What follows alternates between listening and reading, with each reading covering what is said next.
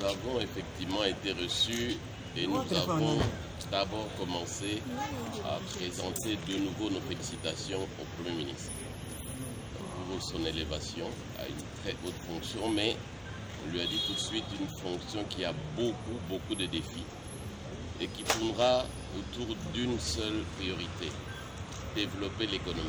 Parce que les missions que son Excellence, Monsieur le Président de la République lui a données, la paix, la sécurité, l'éducation, le développement à la base, tout ça, il faut une économie qui fonctionne pour avoir des recettes et pouvoir permettre à l'État d'agir. Donc, ce que nous lui avons dit, c'était une innovation magnifique que dans les consultations, il associe l'AFEC. Ça veut dire que le Premier ministre, qui vient d'ailleurs du monde privé, ce que nous estimons est une bonne chose pour l'économie. Il a l'expérience du public, mais aussi du privé, donc il comprend nos préoccupations. Et donc le fait qu'il nous ait associés, nous avons trouvé ça comme un très bon signal.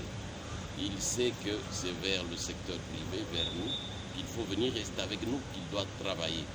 Nous l'avons vraiment remercié pour ça. Nous avons évoqué avec lui pendant plus d'1h30, les sujets prioritaires. S'il veut réussir, et nous sommes prêts à l'accompagner, nous lui avons dit, nous sommes là pour lui apporter notre soutien pour qu'il réussisse. Mais s'il veut réussir, il faut qu'il commence par réformer la fiscalité, réformer les régies financières, qui sont aujourd'hui, non pas une solution, mais peut-être le goulot d'étranglement. Il faut accentuer l'amélioration du climat des affaires. Ça passe par la réforme de la justice et des cadres législatifs. Il y a des textes qui se contredisent, il y a des textes qui empêchent le développement de l'économie. En ayant ces deux axes-là, il va pouvoir maintenant accélérer les trois secteurs importants.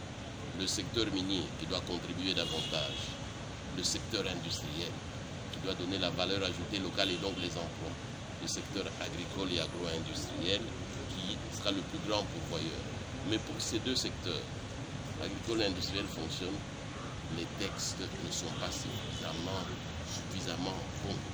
Il faut très vite, dans le peu de temps qu'il a, parce qu'on lui a dit, vous avez des ambitions légitimes pour développer vite, mais vous avez peu de temps.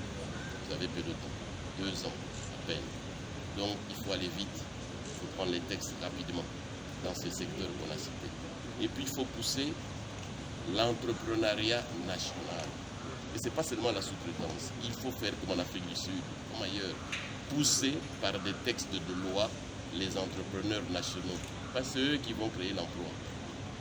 On veut effectivement l'investissement étranger, on attend l'investissement étranger, mais il doit se faire aussi avec des Congolais qui créent des emplois, pas des petites PME, pas seulement des commerçants. Il faut des textes forts, ambitieux. Il faut absolument ça passe. Et nous lui avons dit, puisqu'il nous a aussi consultés par rapport au gouvernement. Nous ne serons pas membres du gouvernement, mais on lui a dit, Excellence, pour réussir, choisissez les hommes et les femmes qui connaissent déjà de quoi ils parlent dans les ministères. Vous n'avez pas beaucoup de temps pour réussir. Il faut prendre des gens qui savent déjà leur métier, qui sont des professionnels dans leur secteur. Il ne faut pas des gens qui vont apprendre leur travail en devenant ministre. Non, vous n'avez pas le temps pour ça. Le critère de compétence est essentiel. Le Premier ministre a été très réceptif à nos interventions. Il a dit que ce n'était qu'une première rencontre. Nous allons nous revoir vite et nous allons préparer tout ce qu'on lui a dit dans une documentation écrite qu'on lui ramène au plus tard lundi. Voilà, mesdames et messieurs.